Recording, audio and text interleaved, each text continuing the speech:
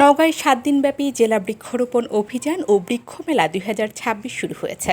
আজ রবিবার জেলা প্রশাসন ও বন বিভাগ আয়োজিত বৃক্ষমেলার উদ্বোধনী অনুষ্ঠানে সভাপতিত্ব করেন জেলা প্রশাসক মোহাম্মদ সাইফুল ইসলাম। স্থানীয় নওজোয়ান মাঠে আয়োজিত অনুষ্ঠানে বিশেষ অতিথি হিসেবে উপস্থিত ছিলেন অতিরিক্ত পুলিশ সুপার মনিরুল ইসলাম এবং সামাজিক বন বিভাগ রাজশাহীর বিভাগীয় বন কর্মকর্তা ডক্টর মোহাম্মদ জাহাঙ্গীর আলম। বৃক্ষরোপণ মেলায় ৪৪টি স্টলে প্রচুর সংখ্যক ফলদ, বনজ, ঔষধি এবং সৌন্দর্যবর্ধিত গাছের সমাহার ঘটেছে। এর আগে সরকারি বালিকা উচ্চ বিদ্যালয় থেকে একটি শোভাযাত্রা বের করা হয়।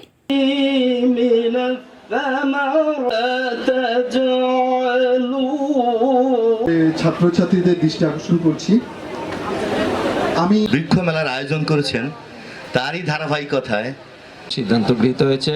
তারই অংশ হিসেবে আমরা নওগাঁ জেলায় আমরা এই আয়োজন করি। আলহামদুলিল্লাহি রাব্বিল আলামিন।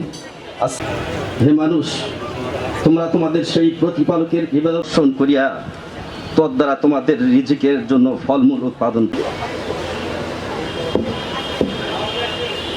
সকলের জন্য রইল আমার আদাব ও নমস্কার।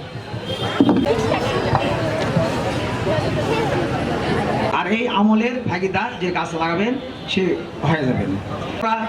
এবং এই গাছটা পানি বাগরে শুকিয়ে যাচ্ছে, একটু পানি দেওয়া আছে। এই যে দুটা অনেক কাজে শব্দ হয়।